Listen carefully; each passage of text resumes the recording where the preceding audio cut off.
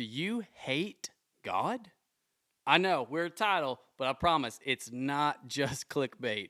So stay with me here and stay tuned for this episode of the Crosswalk podcast.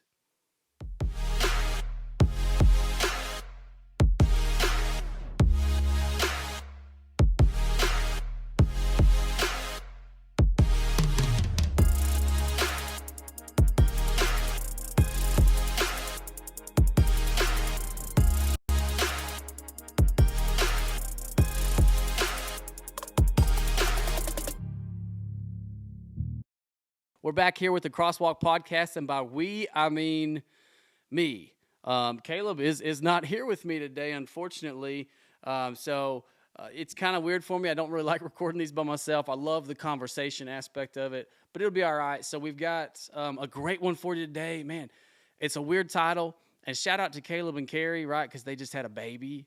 Yeah, and so, that's why Caleb's not here. He's at home being an awesome new dad, so many prayers. Say prayers for them, please, as they navigate those first few days and weeks of being parents. It's a tough one, but today I kind of wanted to dive into something that keeps recurring for me in my personal Bible study, in my time with the Lord, and a lot of different things that come up lately. And so I know, a very weird title. Do you hate God? And for our average listener, to our average viewers, the answer, of course, is going to be no in our typical sense of how we understand that word, right? Because a lot of the people that listen to this podcast are already believers. But if you happen to come across this and you're like, oh, yeah, maybe I do hate God in the sense of I really detest him. I don't like God. Maybe you are an atheist. Maybe you are of a different faith and you're like, no, I don't want anything to do with this idea of the Christian God or anything. I encourage you to stay tuned, stay listen. You're going to have something kind of interesting here. And so if you are kind of one of our average listeners and you are a Christian, you're thinking, man, Chuck, you're off your rocker. You've lost it, man. What in the world are you talking about? So I want to keep today kind of short, but I also want to kind of try to keep it conversational. So I'm going to ask some questions along the way since I don't have Caleb here with me again. But, I heard a sermon recently by a guy named Mark Clark. He's from Village Church up in Canada. I think from near Ontario, maybe. And really cool guy. I love listening to him, listening to his sermons. And he preached a sermon recently called The Problem of Loving God. It's in a series called The Problem of Jesus. And the sermon is all about loving God. And so, of course, in this sermon, this message that I heard, he brings up Luke 14:26. And so Luke 14:26, if you don't know right off the top of your head, I wouldn't if I hadn't studied for it. This is a passage where Jesus is speaking. And in Luke 14:26, Jesus says these words, and I want you to listen carefully. These are kind of weird. If anyone comes to me, as in Jesus, right? If anyone comes to me and does not hate his own father and mother, wife and children, brothers and sisters, and yes, again, the context is hating, right? And even his own life, he cannot be my disciple. And so Jesus really he lays it on thick here. This is a tough thing to handle, a tough truth. And we kind of read this, and I read this, and I'm like, man, what in the world does Jesus mean here, right? Jesus doesn't teach us to hate people, does he? Like that doesn't make any sense. So why say this? Well, when you read and you kind of get a little more context, if you back up literally just one verse and you kind of begin at kind of the beginning of this narrative here, he said in Luke 14:25, he says, now great crowds, Luke records this, and again, Luke was not necessarily an eyewitness to all these events, but he spoke to eyewitnesses. Luke sat down, and he tells us that he actually sat down to write an orderly account of all these events surrounding Jesus. And so he has gone to eyewitness sources and gotten information from them directly, okay? And when we trust that. That's firsthand accounts. That's what we trust in when we're looking for good quality information. So Luke gives us this, and they say, now great crowds were traveling with him. And in my mind, I'm thinking, like, in the context of ministry and stuff, I'm like, if we draw a huge crowd, like, that's cool. Like, that's a good thing. But when Jesus drew these great crowds that were traveling with him, it wasn't good enough for him, right? He didn't look and he didn't say, like, oh, we've got these big crowds. This is awesome. We're winning. We're succeeding. He actually turned. It says the great crowds were following him. So he turned and said to them, if anyone comes to me and does not hate his own father, mother, wife, children, brothers, sisters, yes, even his own life, he cannot be my disciple. In other words, Jesus is telling them, and I think he's telling you and me, to count the cost of discipleship. And this is something that Caleb and I have had so many conversations about, and I want to, again, try to keep it conversational. It's just hard when it's just me and a camera in a room. But, we have talked about this, and we have said, we really look around, and me and Caleb are just as guilty. We really look around, and we see a lot of cultural Christianity going on. We see a lot of easy discipleship. We see a lot of no strings attached discipleship going on. Things that really just don't have a majorly huge bearing on our lives. We look and we come to church and we do things, and maybe we do Bible study, maybe you lead ministries like I have, and you look and you're like, man, but how am I living the rest of the time? Like, how am I living day to day in the way that I talk to my wife? How am I living day to day in the way that I raise my kids? How am I living day to day in the way that I go to school, or the way that I work my job, or the way that I treat my siblings or my parents or whatever else? And Jesus is saying, listen, this is a big deal.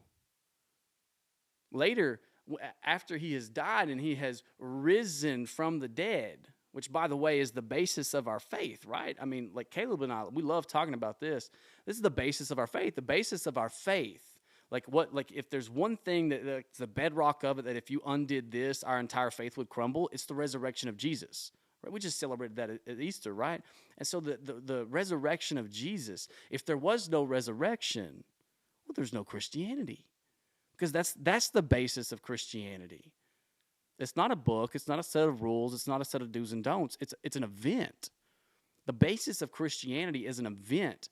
And from that event, then you look and you say, okay, the man who said he was God, who said he was God's own son, said he was going to die, be crucified, and rise again, and then pulled it off.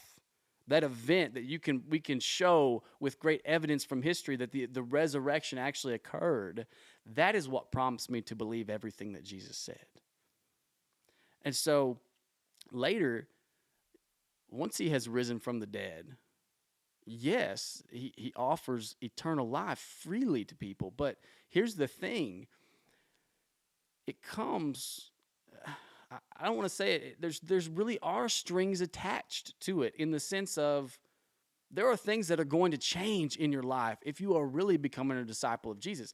And I want us to be careful and look at that. Like in the New Testament, it doesn't talk about Christians except for a few times, like that word Christian, but the word disciple is used all over the place.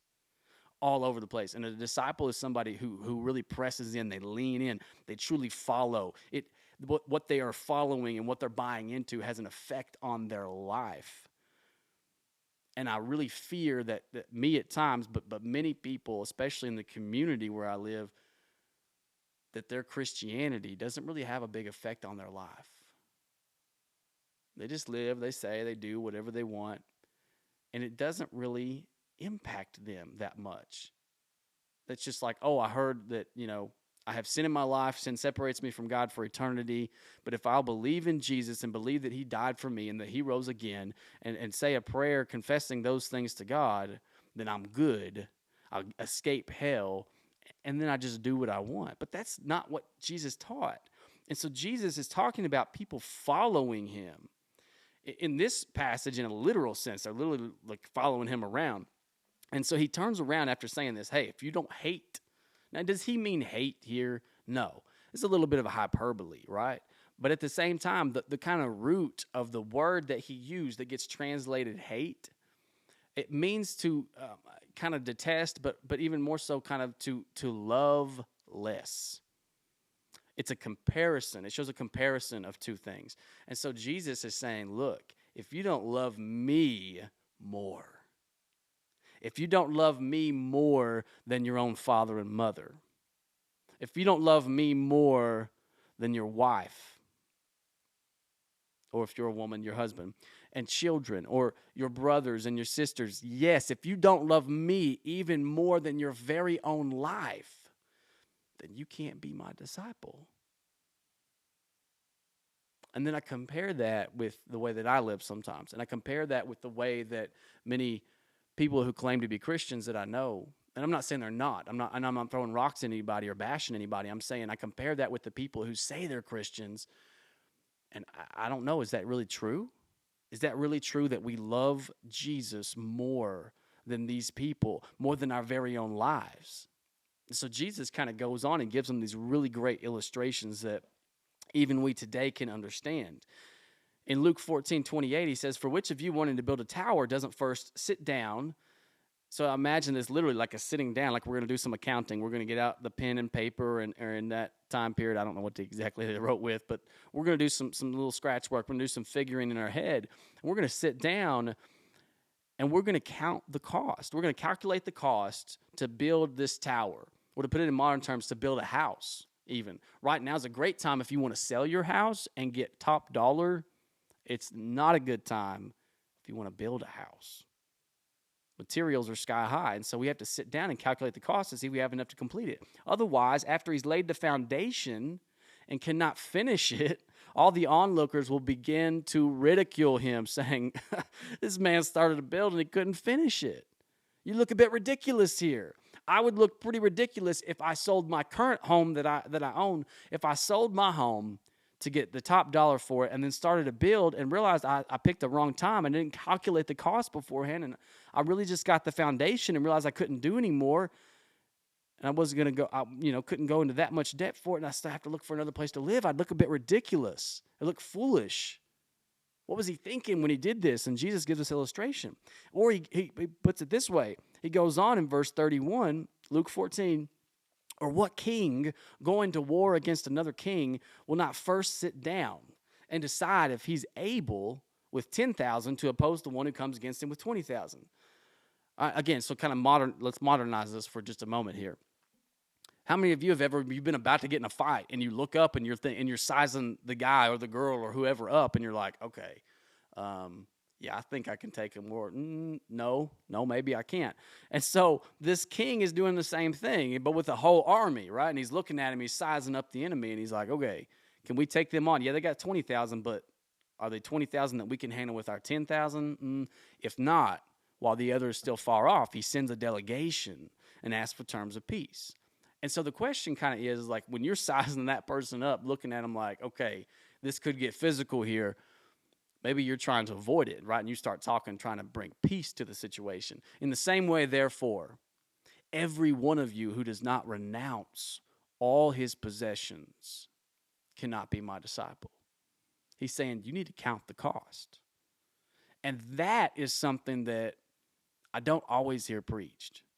That is something that I'm guilty of not always preaching, of not always saying to people who I'm trying to illuminate to the sin in their life. I'm trying to illuminate the gospel to them. I haven't completely always been 100% honest and been like, hey, you need to count the cost before you do this.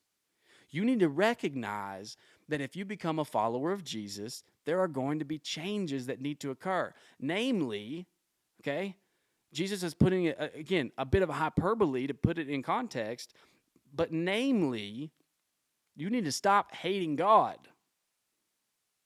Let me put it to you that way. Let me employ Jesus' own tactic here. You need to stop hating God, because if you're loving other things and other people and other relationships and other pleasures and all these other stuff, if you're loving that more than you're loving God, by Jesus' logic here, by the hyperbole, the rhetorical thing that he's getting at here, you're guilty of hating God. And so when I was studying recently and looking at that, I was like, oh, man, I'm guilty. And I've been praying, God, I don't want to hate you in this sense that Jesus used this, right, in the way that he used this phrase. Now, I'm not hating God in the sense of I'm angry at God, I curse God, that I purposely go out of my way to do bad, or I'm harboring harsh feelings for him. And that's not what Jesus told us to do when he says, hate your father and mother, brother, sister, wife, children, your very life. He's not saying have disdain for it. He's saying you need to love those things less than you love God. And I'm not saying this to put people down. You know what? I'm not bringing this up. It's not exactly a great I guess it's eye-catching, but it's not exactly a feel-good title for a podcast. It's not exactly a feel-good conversation to have. But I want to bring attention to it because we tend to live our lives in rhythms that largely ignore God, or we make him a small part of that rhythm. But Jesus here is saying, no, you need to be willing to renounce your possessions. In other words, you need to love me more than your stuff.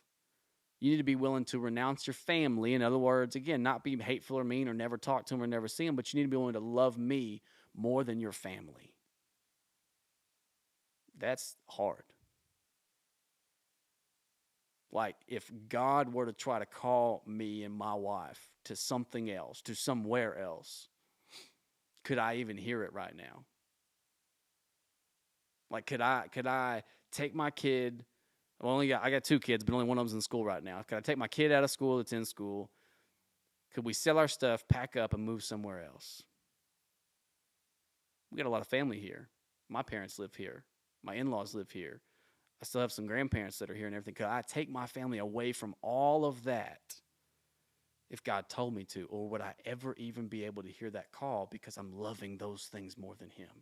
It's a tough question to answer. It's a tough thing to deal with. But Jesus comes in and he says, no, I don't simply want to be one beat in this rhythm of your life. He says, I'm going to be the songwriter and the conductor controlling the rhythm and the tempo of your life. That is the cost of discipleship, that you fully surrender to him. That is his cost of discipleship. And so whether we are intentional with our rhythms or not, like we live our life by a certain rhythm. Again, whether it's by accident or whether it's intentional, there are rhythms to our lives, and those rhythms reveal our values. So if you were to follow me in any given week, my rhythms, you're going to realize that I value coffee, okay? I actually don't have any with me right now because I'm recording kind of later in the evening, but I like coffee, man. In the mornings, I value coffee, okay? That's my rhythm. I wake up in the morning and I drink coffee. You would also find that in the morning is when I tend to read scripture every day. Every day. I value that. It's part of it. I've tried to build that into the rhythm of my life. But if I value relaxation and trying to unwind, then you're going to find that in the rhythm of my life. If my week were to include a lot of Netflix, then clearly I'm valuing entertainment. If I make time for exercise, I'm valuing my fitness. And the amount of time that I spend on these things that I value is only part of the equation. Because if I really, really value something, right? When we do this, like if we really, really value something, then we opt for quality time in it, not just a great quantity of time. And so let me give an example for myself. Man, like the Bible app, okay? So the YouVersion Bible app. I highly recommend that you download this app. It's free. Wonderful. It's got many Bible translations on it, but a ton of different Bible studies. That's where the money is. It's got thousands and thousands of Bible study plans that you can follow. And there are times that I'm not always going for quality time in the scriptures. Sometimes I'm just going for quantity. I'm guilty of that. Of sometimes valuing keeping a routine of doing something more than I'm actually valuing the time with God that it's meant to be. You know, and how much love and adoration is that really showing to my Creator, to my Savior, to my Lord? Again, the one who's supposed to be the boss, the songwriter, right? The conductor of my life. And so, you know, what do we do? How do we do this? Because I didn't want to bring up the conversation and get us all thinking about this. Man, am I loving other things more than God without hopefully kind of bringing some solution to it? And so Jesus really brought this up, and he's like, hey, if you want to be my disciple, you have to be willing to love me more than anything, because that's ultimately for your benefit. Jesus is the highest. He is the ultimate of anything or anyone. And so it would only make sense that we would love the ultimate the most. And so if we're not loving him the most, it's actually not in our best interest, because that's what we were created for in the first place. It's our purpose. And so he kind of gives us, we can look back at another interaction that Jesus had with some people that again, if you're trying to build a ministry and build a following, Jesus didn't do a very good job, because his interaction with these people, he kind of shuts them down.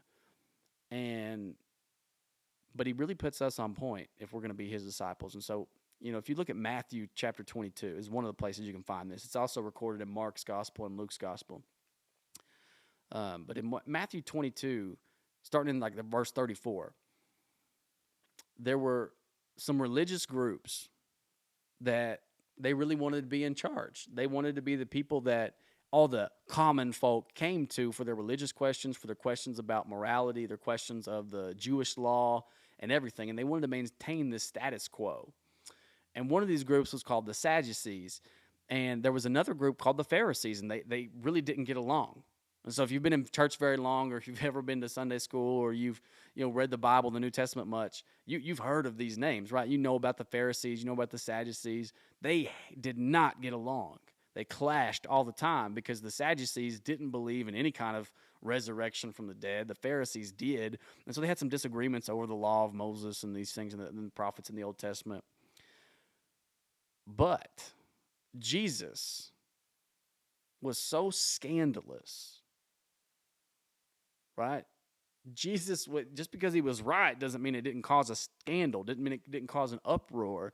Jesus was so scandalous to their culture and to their way of life and to their religious establishment that these two groups that really couldn't stand each other actually came together, right? So the enemy of my enemy is my friend, basically, in this case, right? So the enemy of Jesus, the Sadducees, they're now going to be friends because they and the Pharisees are starting to work together. And so in Matthew 22, when the Pharisees heard that he had silenced, he being Jesus, because, they every time they tried to stump him, he would just absolutely just own them with his response. They heard that he had silenced the Sadducees, and so they came together. So now we got the Pharisees and the Sadducees working together, and one of them, an expert in the law, asked a question to test him. And so they're always trying to do this. They're always trying to trip him up on something he says so they can discredit him and get rid of him, and these people stop following him. And so he says, and so the expert in the law asked a question to test him. And this, again, referencing that sermon that I heard by Mark Clark, he was saying that experts tell us it actually wasn't uncommon back then for people to ask a teacher, which is what the guy refers to Jesus as. He says teacher. It wasn't uncommon for them to ask these teachers, these rabbis, hey, what's your kind of bottom line? What's your lowest common denominator? What's your thing that you're all about? And so this question that he asked him, he says, teacher, which command is the greatest? It wouldn't have been an uncommon question, but they're trying to trip him up because a lot of times this is what people would do. Which command do they say is greatest? Well, if they're not careful how they choose that, they're going to get themselves in a lot of trouble, and they're going to lose their followers. And so Jesus says to him, love the Lord your God with all your heart, with all your soul, with all your mind. He picked pretty well. He chose pretty well, right? He says this is the greatest and most important command.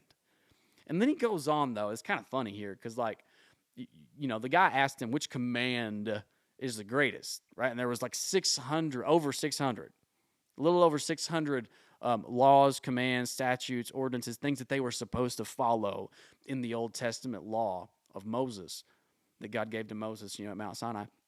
And he asked him which was the greatest, and he answered that, but then nobody else was even got like a word in before Jesus continues on. He says, the second is like it.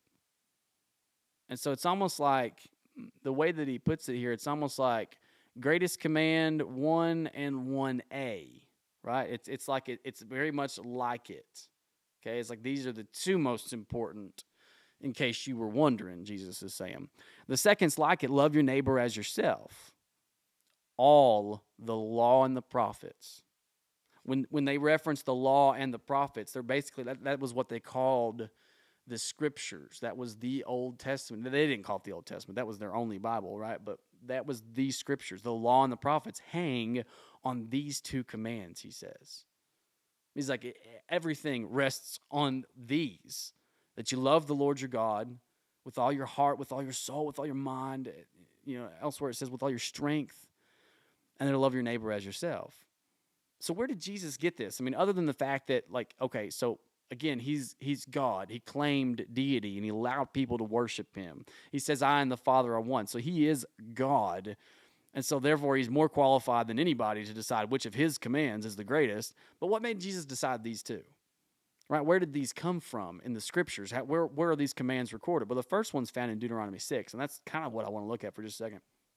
This command to love God. Like, how do you command somebody to love?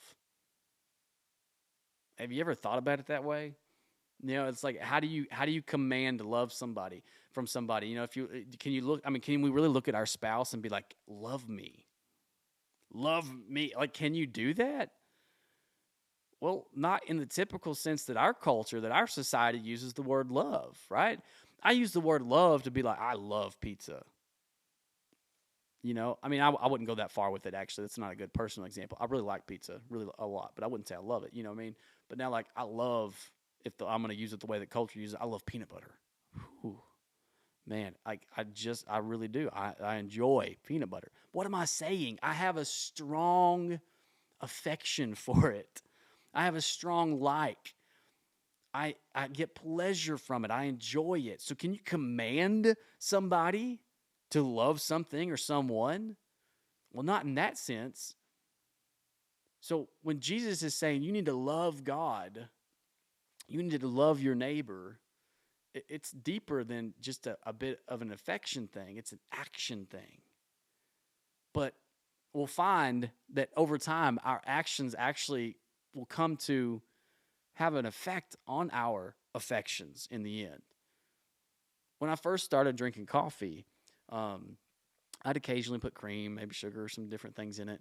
And I was mostly drinking it, again, just for the kind of the caffeine effect of it. But over time, I'm like, I want to acquire a taste for this. I want to just be able to drink coffee. And now, honestly, I don't drink anything but just straight black coffee, pretty strong coffee, and actually really enjoy it. But you know, I kind of didn't at first. The more we do something, the stronger the connection in our mind becomes, and the more we may grow to really like something, to have a stronger affection. And so what we're going to see is that over time, as we do this, as we practice it, as we work something into our daily rhythms, our affection for it will grow. And so God commands that we love him with all of our heart, with our soul, with our mind, with our strength. And so it comes from Deuteronomy 6. Now, in this passage here, I'm going to hit this and kind of wrap things up. This passage here, this is the second generation of Hebrews coming out of the Exodus from Egypt. The first generation murmured and complained against God. They were guilty of kind of hating on God, loving things, loving what they supposedly had back in Egypt more than they loved the God who just rescued them from slavery. And so God brings judgment on them. He says, hey, you're all going to die. Since you wanted to murmur and you wanted to complain and you wanted to gripe and you wanted to again, to kind of use modern language, throw some serious shade at me, he's like, you guys will never see the promised land. I'm not killing you right now, but you'll never see the promised land. You're going to wander in the desert. And not until every single one of you have died and your bodies have come to rest in this desert, in this wilderness, are any of my people going to enter into the promised land. And so here at the end of this time of wandering, when this second generation have all seen their parents or maybe grandparents pass away during this wilderness sojourn, Moses stands before them to give them some advice and some instructions from God. They stood on the edge of the promised land. They were getting ready to go in. They were going to conquer these wicked nations that God was bringing his judgment on. And so Moses tells them, and he kind of gives them a warning almost in some ways, because God had given him the wisdom to see what was going to happen to these Hebrews once they had tasted success and wealth. And so in Deuteronomy 6, we've designated as Deuteronomy 6, verses 4 through 9, he says, listen, Israel. The Hebrew word there is Shema. Shema. And so, we normally, I guess in English, we might call it the Shema.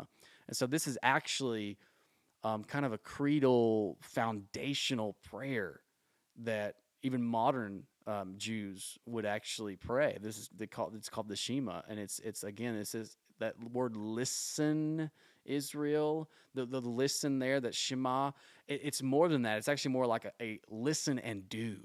Listen and obey. Hear and do. Hear this and then do it, Israel. The Lord our God, the Lord is one. You came out of a land where they worshiped a bunch of gods, and I systematically destroyed them with the plagues and brought you out and rescued you. I am one. There's only one of me. There's only one God that you worship. And that God, love the Lord your God with all your heart, with all your soul, and with all your strength. And so this is where Jesus pulls us from, Deuteronomy 6. But then Moses goes on. And Moses kind of tells, I think this is the big solution for us. This is kind of how we work it into our lives. He says, these words that I'm giving you today are to be in your heart. When you get something in your heart, it doesn't leave. It's there. It's with you everywhere you go in every part of your day. Repeat them to your children, he says. Talk about them when you sit in your house and when you walk along the road, when you lie down and when you get up. Bind them as a sign on your hand and let them be a symbol on your forehead. Write them on the doorposts of your house and on your city gates. He says, don't let these words depart from your mouth. Don't let these words ever get away from your heart. And so as a couple writers, Reggie Joyner and Carrie Newhoff, as they put it, his statement, Moses's, his statement transcends every generation. It taps into the potential of families across a variety of cultures. In some ways, what he said about the role of the family may have more meaning to us today than it did to the Hebrew people then. I'm sure some of the parents in that crowd thought, isn't that what we have been doing? How can you go through what we went through and not talk about it? You see, they had been in the wilderness. They had seen the miracles. They literally had a cloud of smoke by day that would lead them, that they would follow. They had a pillar of fire by night to provide protection and light. They didn't even go find their own food. Every day they would go outside their tents, and manna, this in some translations says it looks like coriander seed. They would collect this stuff every morning and make food with it. And it came from heaven. It was provided by God. He says, we've already been doing this, right? I can imagine. I'm somebody, I don't like redundancy a lot of times. I don't like to be told something I already know. And I might have been standing there in the crowd, been guilty of this, looking at Moses, being like, Moses, duh. We already do that, bro. Like, why are you telling us to keep doing something that we already do every day? But Moses knew something. And so to go back to Joyner and Newhoff here, they say, but things were about to change. They were moving into the promised land. And if we're honest about our situations, most of us in the West would have to admit that we're pretty much living in a promised land of our own. A few of us have to wander outside our tents each morning and see if the manna has come once again. We have more than almost any other generation in history. And so they go on to say that some share the same anxiety Moses had about Canaan. That God will somehow be forgotten. Eternal truths will be diluted. The faith of a generation will die. In some ways, isn't that what's at stake? Isn't that what's happening? And so we see that God, through Moses, baked a solution right into the very fabric of our existence as humans. We all live and eat somewhere. We all travel somewhere. We all lie down to sleep and rise up to start all over again each day. And so he says, don't let these things depart from your mouth. He says, put them, right? Bind them on your wrists. Put them on the doorposts of your house, on your city gates. He says, talk about them. Have these conversations. Talk about me. Pursue me in your meals with your kids.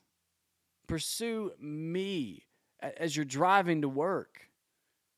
Pursue me when you wake up in the morning and when you go to sleep at night. He says, I will be the conductor of these rhythms of your life by requiring you to include me into every bit of it in your very heart.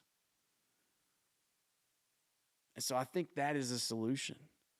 to not be guilty of again, to use Jesus's kind of words, of hating God, meaning to loving God less than the things of this world.